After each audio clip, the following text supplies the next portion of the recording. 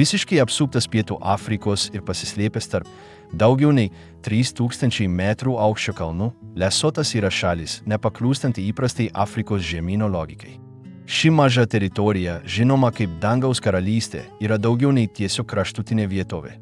Tai visuomenė pagrįsta didelė šeima, kolektyvinių darbų ir tradicinių struktūrų išlikimu.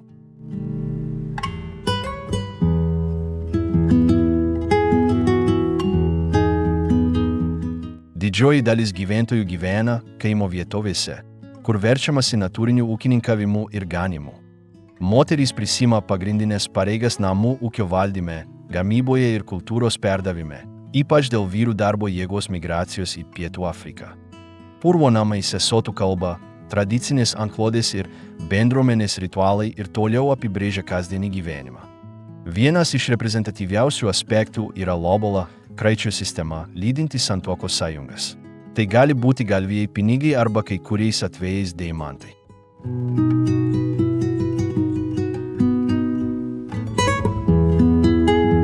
Ši praktika atspindi šeimos sąjungų svarbą ir bendruomenės vertybių tęstinumą. Koks kasdienis gyvenimas aukščiausioje ir atspariausioje Pietų Afrikos karalystėje? Sveiki atvykę į Mundarę. Pradėkime.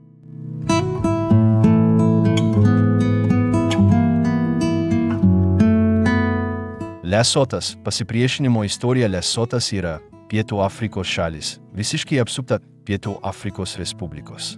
Maždaug 355 kvadratinių kilometrų ploto, ji yra viena mažiausių žemyno valstijų. Jos politinė istorija, institucinė struktūra ir vidinė kultūra suteikia jai išskirtinį identitetą, palyginti su regioninėmis kaimynėmis. Vienas išskirtiniausių Lesoto bruožų yra tradicinių institucijų tęstinumas net ir po kolonijinio laikotarpio. Kitaip nei daugelyje Afrikos valstybių, šalis išlaikė valdymo formą, kurioje tradicinė valdžia derinama su šiuolaikinėmis demokratinėmis struktūromis. Tai atsispindi dabartinėje politinėje sistemoje, parlamentinėje monarchijoje, kurioje karalius atlieka simbolinės funkcijas, o ministras pirmininkas renkamas balsuojant. Šalis nepriklausomybė nuo Jungtinės karalystės įgijo 1966 metrų. Anksčiau buvusi Britanijos protektoratas žinomas kaip Basutolandas. Visą eilę amžių Lesotas priešinosi tiesioginiams kolonizacijos procesams Mošošo į vadovavimo dėka, kuriam pavyko suvienyti įvairias išsibarsčiusias klanus į vieną karalystę.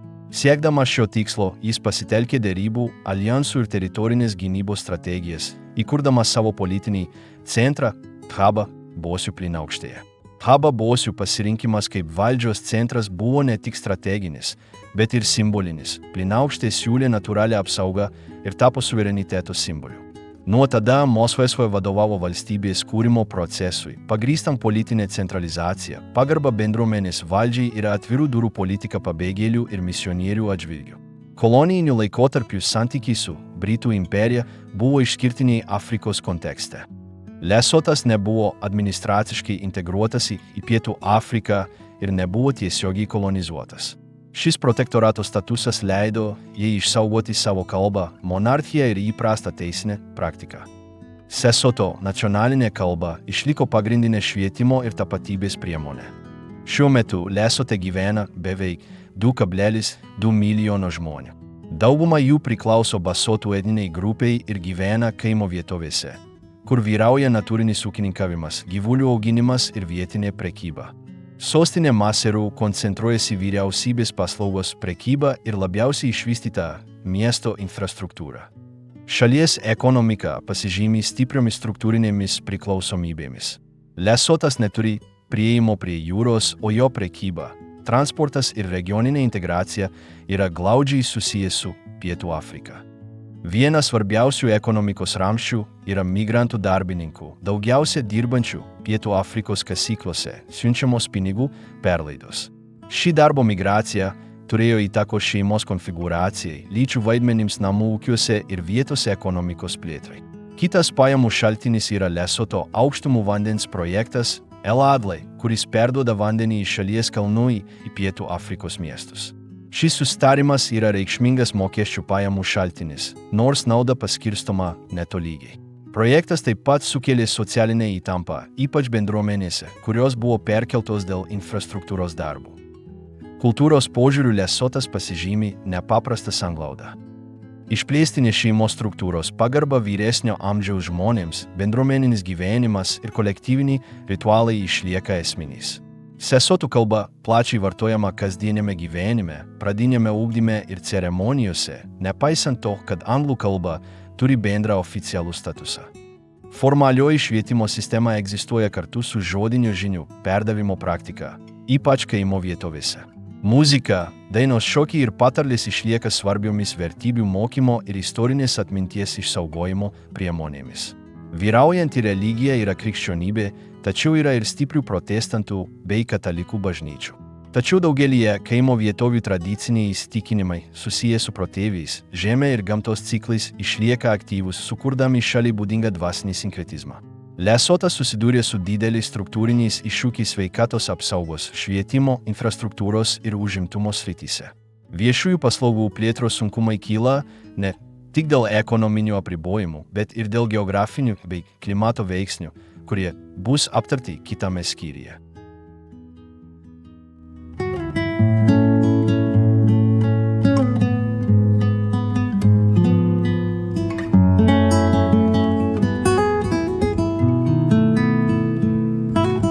Nesvetingos aukštumos, kraštovaizdis, izoliacija ir migracija. Lesoto geografija yra vienas iš svarbiausių veiksnių, lemiančių jo nacionalinį identitetą, socialinę struktūrą, ekonominę sistemą ir istorinę evoliuciją. Įsikūrusi 1400 metrų aukštyje virš jūros lygio, šalies topografijoje vyrauja tvirti kalnai, aukštos plynaukštės, gilūs slėniai ir kintamo srauto vandens keliai. Šios savybės ne tik daro ją geografiškai unikalią Afrikos žemynę, bet ir tiesiogiai paveikia jos gyvenvietės modelį, vidinį mobilumą, prieigą prie paslaugų ir gynybos sistemą. Lesotas yra suskirstytas į 3 pagrindinius fiziografinius regionus. Vakarinės žemumas, kurių aukštis virš jūros lygio siekia 1400–1800 metrų. Centrinės aukštumos viršijančios 2000 metrų ir rytiniai kalnai, kurių aukštis viršija 3000 metrų. Pastaroji sritis yra Maloti kalnų sistemos dalis, susijusi su Drakensbergu ir sudaro natūralų šalies stuburą. Aukščiausias Lesoto taškas yra Thabanant Leniana viršukalnė, kurios aukštis siekia 3482 metrus ir kuri yra aukščiausia viršūnė Pietų Afrikoje. Tuo tarpu žemiausias taškas, esantis Senol upės vagoje, yra lygiai 1400 metrų. Dėl šio altimetrinio vienodumo Lesotas yra vienintelė šalis pasaulyje, kurios minimalus aukštis jau viršija tarptautiniu mastu pripažinta kalnų ribą. Klimatas glaudžiai susijęs su aukščiu virš jūros lygio, didžiąją metų dalį yra šaltas. Kalnuotose vietovėse žiemą temperatūra gali nukristi žemiau 10. Sniegas dažnas nuo gegužės iki rugpjūčio, o vasarą iškrenta gausus lietus. Šis Alpių klimato modelis smarkiai kontrastuoja su vyraujančiu atogrąžų arba sausųjų klimatu kituose užsachario Afrikos regionuose. Šios klimato ir topografinės sąlygos turi struktūrinių pasekmių infrastruktūrai ir transportui. Daugelis kelių nutiesti stačiais šlaitais su siaurais posūkiais be apsauginių turėklų ar tinkamų ženklų. Tokie maršrutai, kaip jungiantis Maseru su Mokhotlongu arba Saniperija, laikomi vienais sunkiausių žemyne. Pastarasis jungiantis Lesotą su Pietų Afrika žvyrkeliu kyla į daugiau nei 2800 metrų aukštį. Dėl oro sąlygų ir nelygaus reljefo šis maršrutas yra rizikingas, todėl reikia važiuoti visureigiu. Istoriškai ši geografija taip pat veikia kaip natūrali gynyba. Eja amžiuje vadas Mošošė įkūrė savo bazę Thaba Bosių plynaukštėje, apsuptoje natūralių uolų. Dėl savo vietos jis galėjo atremti kaimininių klanų ir užsienio pajėgų išpuolius. Šis strateginis pasirinkimas buvo labai svarbus siekiant išlaikyti Basoto karalystės autonomiją ir įtvirtinti jos teritoriją išorės spaudimo akivaizdoje. Todėl geografija buvo ne tik fizinė kliūtis, bet ir suvereniteto įrankis. Reljefas taip pat turėjo įtakos gyventojų pasiskirstimui. Dauguma gyvenviečių yra vakariniuose ir centriniuose regionuose, kur derlingi slėniai leidžia užsiimti žemės ūkio veiklą. Tuo tarpu rytiniuose aukštumų regionuose gyventojų tankumas yra mažas dėl ekstremalių oro sąlygų, ribotos prieigos prie paslaugų ir sunkumų kuriant infrastruktūrą. Šie fiziniai apribojimai tiesiogiai paveikia migracijos modelius. Nuo amžiaus daugelis gyventojų, ypač jauni vyrai, migravo į Pietų Afriką ieškodami darbo, ypač kasybos sektoriuje. Ši darbo jėgos migracija yra tiesioginė teritorinės izoliacijos, riboto žemės ūkio sektoriaus mechanizavimo ir mažo vidaus ekonomikos diversifikavimo pasekmė.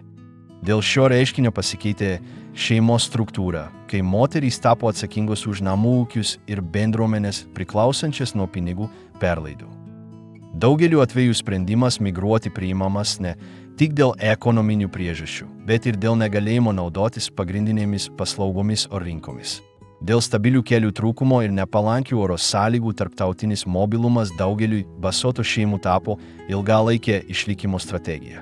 Be to, fizinė aplinka buvo išnaudota dideliems hidroelektrinių projektams plėtoti. Seno upė ištekanti rytiniuose kalnuose maitina Lesoto aukštumų vandens projektą, užtvankų, tunelių ir siurblinių infrastruktūrą, kuri perduoda vandenį Pietų Afrikai. Aukštis leidžia panaudoti gravitaciją energijos suvartojimui sumažinti. Šis išteklius buvo labai svarbus šalies ekonomikai, nors jo poveikis kaimo bendruomenėse buvo nevienodas, o kai kurios iš jų dėl statybų patyrė gyventojų perkėlimą.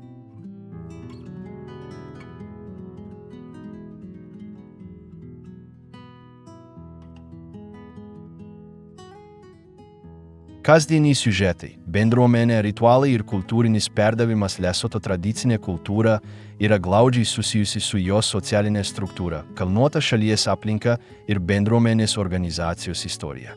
Didžioji dalis gyventojų priklauso basotų etniniai grupiai, kurios kalba, papročiai ir vertybės buvo nuolat perduodamos. Kaimo vietovėse vyrauja kultūrinės praktikos, kur kasdienis gyvenimas sukasi apie išplėstinę šeimą, kolektyvinį darbą ir dvasinį ryšį su žeme. Vienas iš pagrindinių aspektų yra papročių tęstinumas tarp kartų.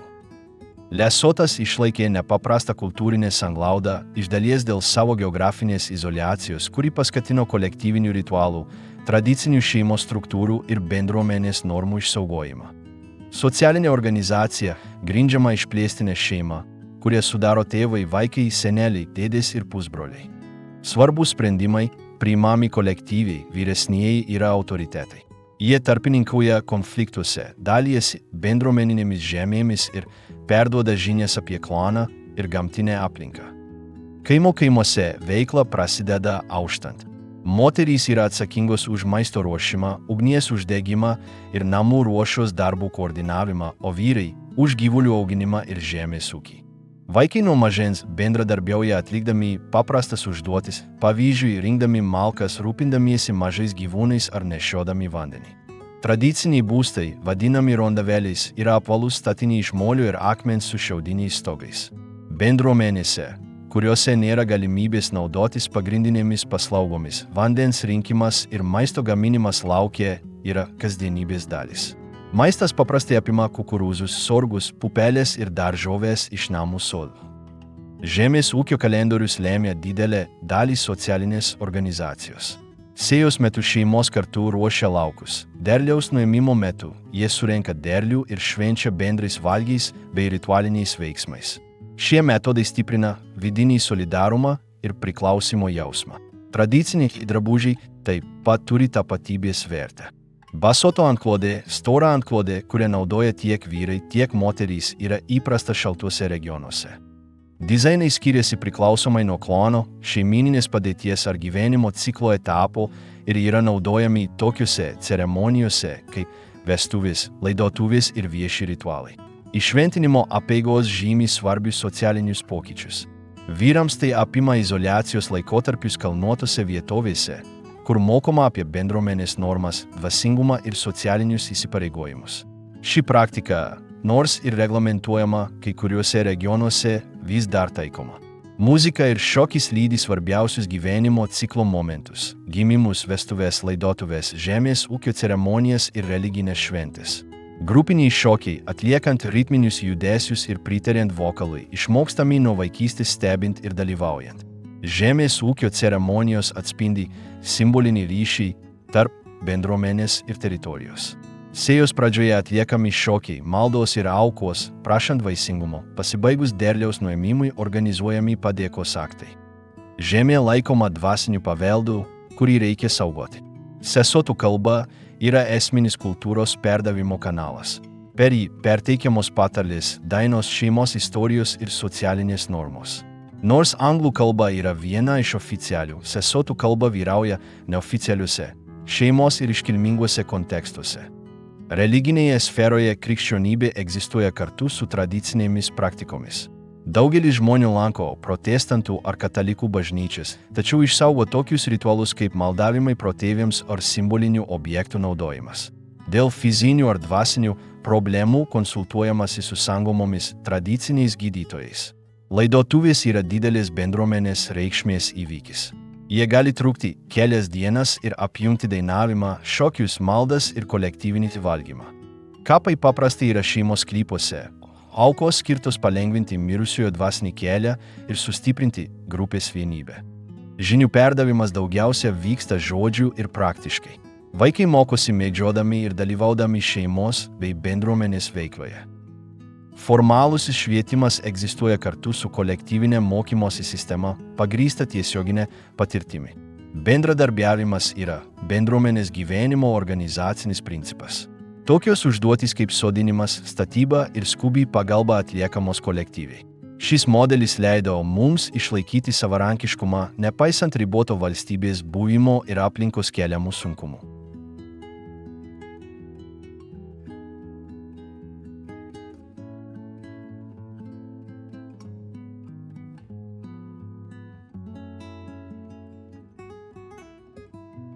Moterys Lesote. Šeimos vienetas švietimas ir bendruomenės tvarumas. Moterų vaidmuo Lesoto visuomenėje istoriškai buvo esminis visais bendruomenės gyvenimo lygmenimis. Daugiausia kaimo ir kalnuotoje šalyje moterys prisėmė pagrindinius vaidmenis žemės ūkio gamyboje, kultūros perdavime, švietime, namų ūkio valdyme ir socialinėje organizacijoje. Jų nuolatinis buvimas buvo stabilumo ramstis susidūrus nepalankiomis situacijomis, tokiomis kaip konfliktai, struktūrinis skurdas ir vyrų darbo jėgos migracija. Kaimo vietovėse, kur gyvena dauguma gyventojų, daugelis moterų vadovauja namų ūkiams dėl užsitęsusios vyrų emigracijos į Pietų Afrikos kasyklas. Reiškinio, kuris tęsiasi nuo šiame kontekste, jie yra atsakingi už ūkininkavimą, vaikų auginimą, namų ūkio tvarkymą ir kasdienių sprendimų priėmimą. Nors ir neinstitucionalizuotas, šis modelis sukūrė faktinę matrifokalinę struktūrą. Moterys dirba šeimos sklypuose, augindamos kukurūzus, sorgus, ankštinius augalus ir daržoves, taip pat yra atsakingos už smulkių gyvulių priežiūrą, vandens ir malkų rinkimą bei maisto konservavimą. Šios užduotys užtikrina kasdienį pragyvenimą ir palaiko aprūpinimą maistu, ypač regionuose, kuriuose ribota prieiga prie rinkų ir infrastruktūros.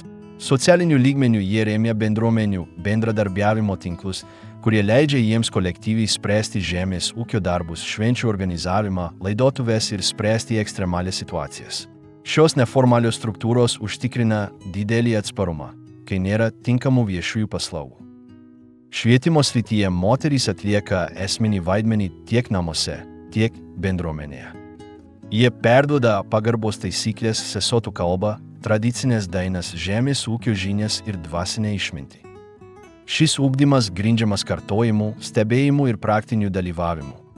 Daugeliu atveju jis papildo formalų švietimą arba jį pirmenybę teikia, ypač tose srityse, kuriuose institucinė aprėptis yra maža. Nuo mažens vaikai dalyvauja lengvuose namų ruošos darbuose. Renka malkas, rūpinasi mažais gyvūnais, padeda ruošti maistą ir laikosi ritualų. Mergaitės namų ruošos darbuose vadovauja motinos. Ši kolektyvinio mokymosi sistema stiprina grupės tapatybę ir perteikia kaimo aplinkai pritaikytus įgūdžius. Daugelis moterų taip pat užsiima dvasinę lyderystę. Jie veikia kaip gydytojai, akušeriai, ritualų tarpininkai ar vadovai vietinėse ceremonijose. Jie žino apie vaistinius augalus, apsaugos technikas ir emocijų valdymą. Nors oficialią religinę vadovybę paprastai užima vyrai, moterys savo bendruomenėse išlaiko dvasinę valdžią. Jų dalyvavimo kultūrinėje raiškoje pavyzdys yra možibo, tradicinis šokis atliekamas per šventes ar apeigas. Atliekamas grupėje, ritmiškai judant liemeniu ir pečiais, jis turi tapatybę ir simbolinį komponentą, kuris dar kartą patvirtina ryšį su protėvių vertybėmis. Šeimos struktūra tam tikruose regionuose leidžia poligaminius modelius. Tokiais atvejais moterys bendradarbiauja atlikdamos namų ruošos ir bendruomenės užduotis, o vidinės hierarchijos nustato vyresnės žmonas kaip mentorės. Prisijungimas prie poligaminės šeimos paprastai apima susitarimus tarp šeimų ir susijusių moterų dalyvavimą. Tai nėra automatinis primesimas. Lobolos arba santuokos kraičio praktika taip pat apima moteris. Abiejų pusių motinos ir tetos dalyvauja derybose, ritualinėme pasiruošime ir naujosios nuotakos vadove. Jų vaidmuo neapsiriboja vien ceremonija, užtikrindamas poros socialinę ir kultūrinę integraciją. Amžiaus konfliktų metu daugelis moterų su vaikais slėpėsi sunkiai prieinamose olose, ieškodamos apsaugos nuo invazijų. Kai kuriuose iš šių vietovių rasta ilgalaikės gyvenamosios vietos požymių turinčių medžiagų liekanų, tokių kaip urvų piešiniai ir namų apyvokos įrankiai. Šie rezultatai atspindi moterų gebėjimą apsaugoti bendruomenės gyvenimą ekstremaliomis sąlygomis.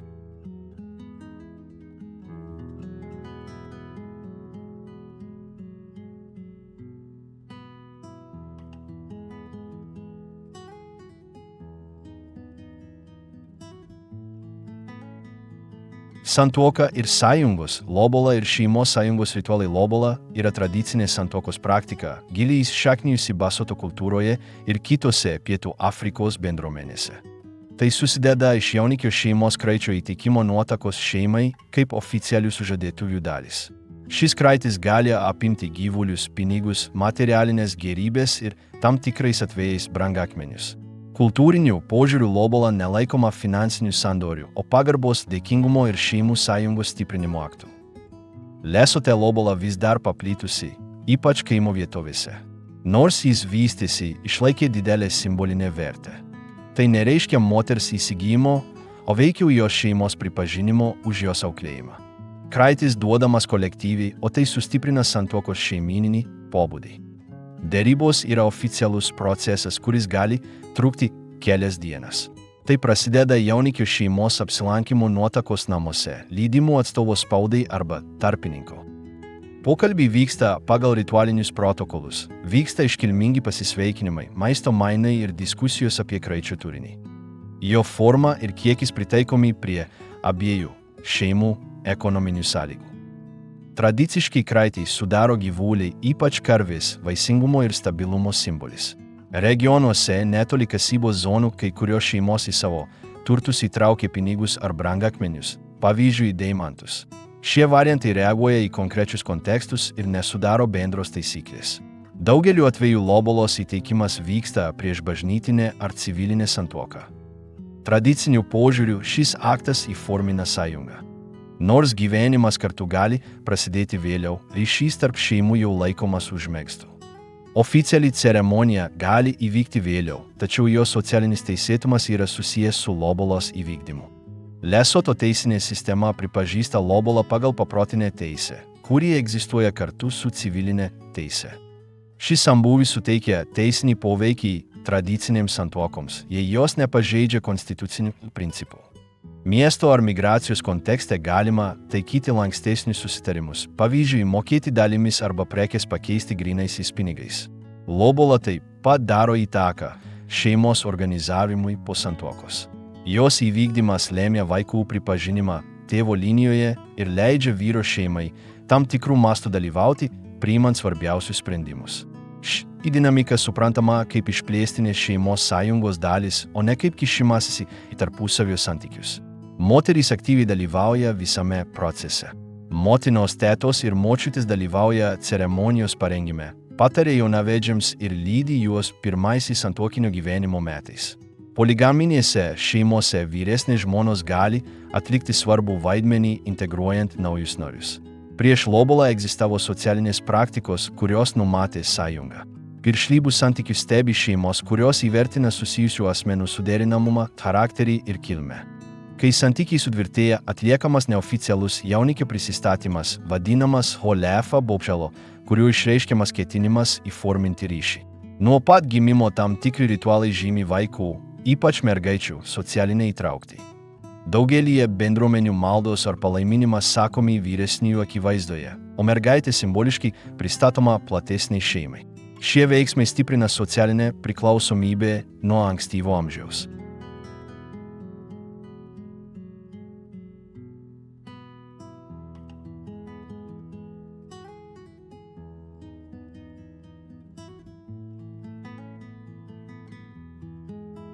Deimantai ir vanduo, išnaudotas turtas, nuskurdė žmonės Lesotas turi gamtos išteklių, kurie jam suteikia strateginę vietą Pietų Afrikoje.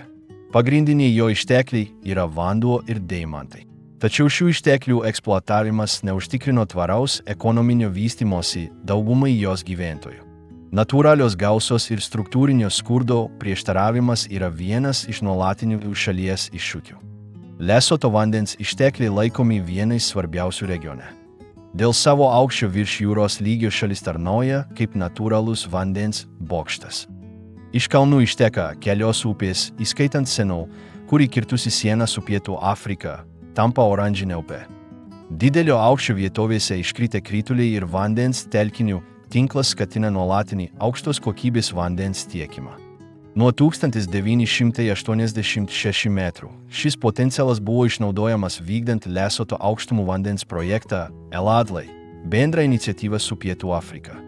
Projektas apima užtvankas, tunelius ir siurblines, kurios perneša vandenį iš Lesoto aukštumų į Valo upės baseiną, aprūpindamos Pietų Afrikos miesto ir pramonės regionus.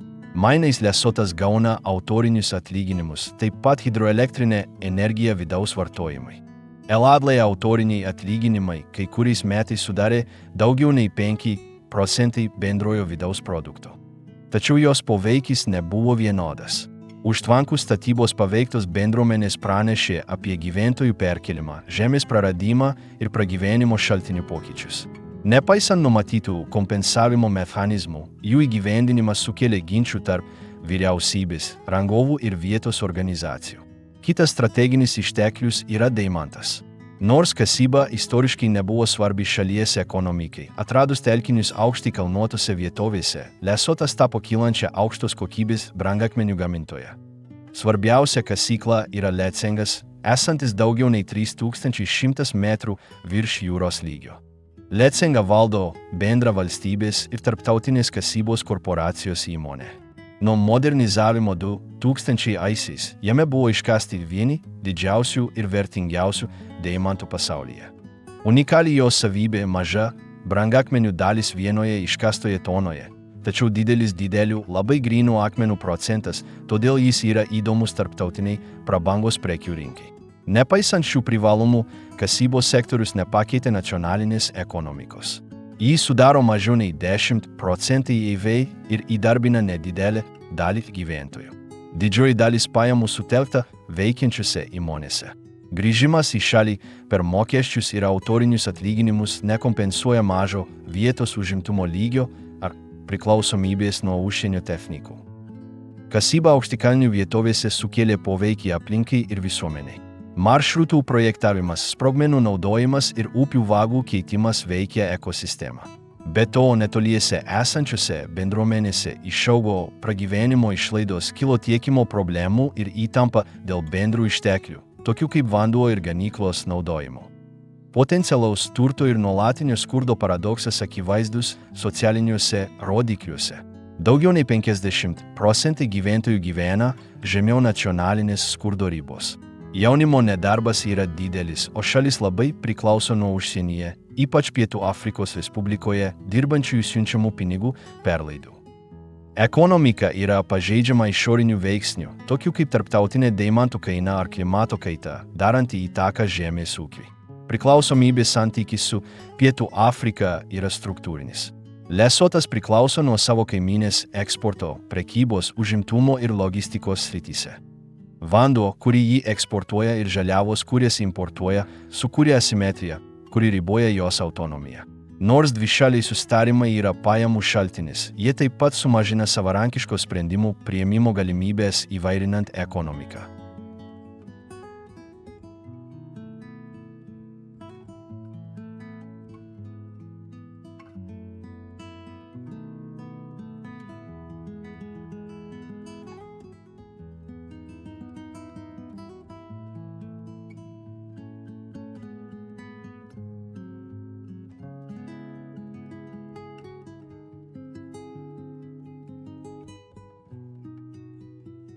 Atmintis ir tikėjimas, legendos, paveikslai ir gyvas dvasingumas Lesoto dvasinis ir simbolinis paveldas išreiškiamas įvairiomis kultūrinėmis raiškos formomis, įskaitant žodinės istorijas, su aplinka susijusias legendas ir uolų piešinius, rastus sunkiai pasiekiamose olose. Šie elementai sudaro nerašytą kolektyvinę atmintį, kuri išreiškia basotų žmonių istoriją, dvasingumą ir tapatybę. Viena iš reprezentatyviausių vietų yra Liprofundo regionas šalies šiaurėje. Yra uolų pastogė su paveikslais priskiriamais San žmonėms, pirminiams Pietų Afrikos gyventojams, kurie gyveno prieš Bantų ekspansiją. Vaizduose vaizduojamos medžioklės scenos, stilizuotos žmonių figūros ir judantys gyvūnai. Pagaminti iš natūralių pigmentų, jie buvo išsaugoti dėl savo aplinkos stabilumo ir atokios vietos. Nors jų kilmė siekia Basoto karalystę, daugelis bendruomenių šiandien juos interpretuoja kaip savo dvasinio palikimo dalį. Šie vaizdai tarnauja kaip atspirties taškas žodiniams pasakojimams, stiprinantiems ryšį su protėviais ir teritorija. Kitose vietose, tokiuose kaip Baroana ir Malele, randama panašių radinių. Geometrinių figūrų, judančių žmonių ir gyvūnų. Kai kuriais atvejais šie paveikslai buvo interpretuojami iš naujo šiuolaikiniuose pasakojimuose. Žodinė tradicija sieja jį su moterimis, kurios ginkluotų konfliktų metu slėpėsi kalnuose, palikdamos simbolinius ženklus ant akmeninių sienų. Ėję amžiuje moterys ir vaikai ieškojo prieglobsčio urvuose per karus tarp Basoto karalystės ir išorės pajėgų. Kai kuriuose liudijimuose teigiama, kad jie mėnesius slėpėsi išeidami tik naktį rinkti maisto. Keliuose urvuose buvo rasti pėdsakai, kurie, be tikslaus datavimo, sustiprina šios bendruomenės prisiminimus šiandien naudojamus kaip pasipriešinimo, išradingumo ir solidarumo istorijas. Dvasinės simbolikos kupina vieta yra 192 metrų aukščio Maletsuniane, krioklys, esantis Monkonge. Be natūralaus patrauklumo jis siejamas su pasakojimais apie balsus sklindančius iš kanjono naktį. Kai kurie šios garsus interpretuoja kaip buvusių gyventojų raudojimą, kiti juos laiko nematomomis apraiškomis. Nepriklausomai nuo versijos, ji laikoma pagarbos vieta, o tam tikri vietiniai papročiai nerekomenduoja tam tikrų metų vykti per šią teritoriją. Toks įsitikinimas neatitinka organizuotos religijos, o veikiau pasaulėžiūros, kurioje kalnai, upės, urvai ir uolos turi dvasinį matmenį. Šie elementai daro įtaką kasdienėms praktikoms, tokioms kaip namų vieta, vaistinių augalų rinkimas ir šeimos ritualų atlikimas. Kai kurios šeimos aukoja simbolinės aukas vietose, kurios laikomos energetiškai reikšmingomis. Šiame kontekste Ngaka tradiciniai gydytojai veikia kaip tarpininkai tarp matomo ir nematomo pasaulio. Su jais konsultuojamasi dėl fizinių, emocinių ar dvasinių priežasčių. Jų darbas apima sapnų aiškinimą, gamtos ženklų skaitimą ir ritualinių veiksmų nustatymą. Jų žinios perduodamos paveldėjimo arba ilgalaikio mokymosi būdu, o jų autoritetas grindžiamas bendruomenės pripažinimu. Nors krikščionybė yra vyraujanti religija Lesote, kurioje yra stipri protestantų ir katalikų bendruomenė, ji neišstumė tradicinių įsitikinimų. Vietoj to buvo sukurtas sinkretizmas, leidžiantis abiem egzistuoti kartu. Įprasta dalyvauti mišiose ir tuo pačiu metu konsultuotis Ngaka arba aukoti protėvių ceremonijose. Šis sinkretizmas atsispindi perėjimo apeigose. Laidotuvėse krikščioniškos maldos derinamos su tradicinėmis dainomis ir materialinėmis aukomis. Kai kuriuose vestuvėse yra religinių elementų ir paveldėtų ritualų, tačiau tai nėra suvokiama kaip prieštaringa. Šis sambūvis atspindi integruotą dvasinio, bendruomeninio ir gamtiško viziją. Švietimo sistema pradėjo įtraukti šį simbolinį aspektą per apsilankymus paveldo vietose ir veiklą skirtą Lesoto legendoms atgaivinti. Tačiau pagrindinis perdavimas vyksta šeimos erdvėje. Močiutės ir vyresnieji moko dainų, istorijų ir normų susijusių su kraštovaizdžiu ir atmintimi, išlaikydami kartu tarpusavio žodinę pedagogiką.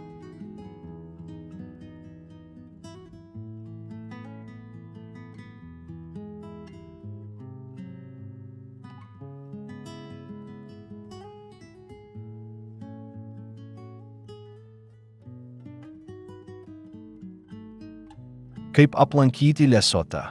Gamta, atsargumas ir pagarba Lesotas yra unikali vieta Afrikos žemyne.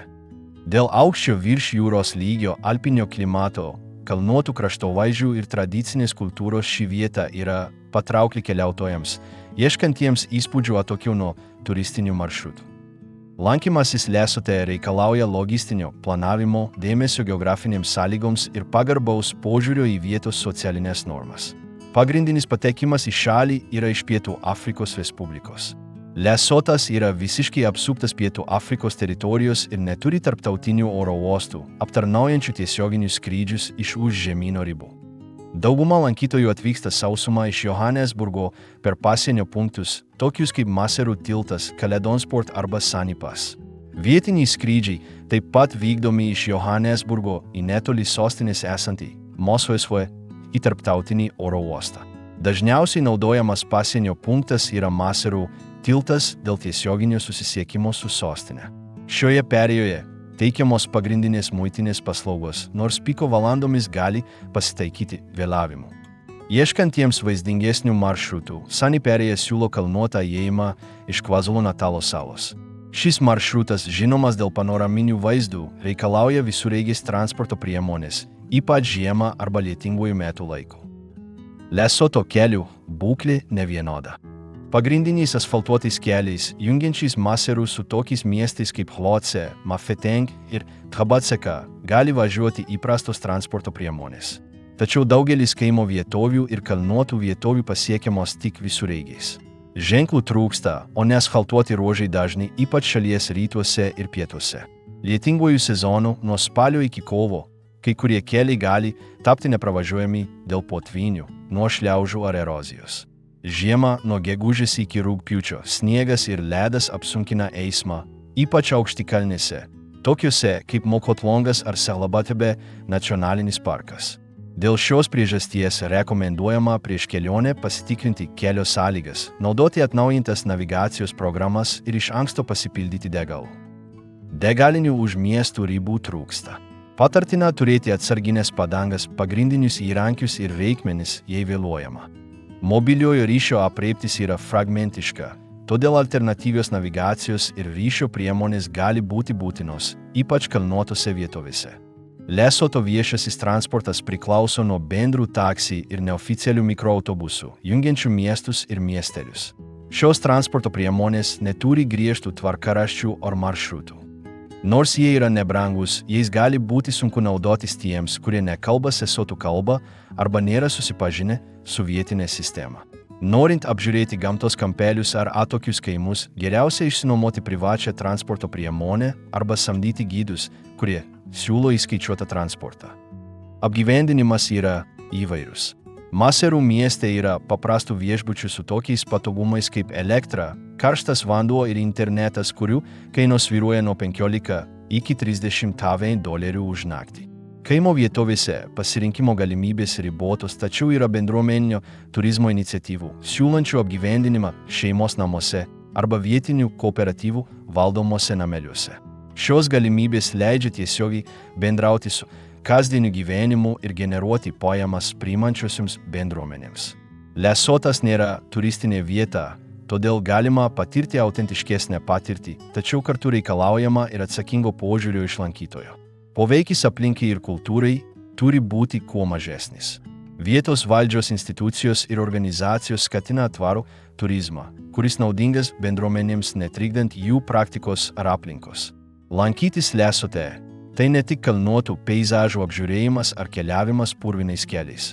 Tai reiškia susidūrimas su gyvenimo būdu, kuris sugebėjo atsispirti, prisitaikyti ir išlaikyti vidinę darną, nepaisant sunkumų.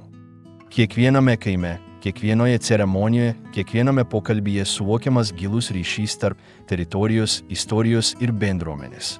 Kiekvienas atvykęs į Lesotą su noru klausytis, stebėti ir gerbti atranda ne tik kitokią šalį, bet ir kitokį pasaulio supratimo būdą.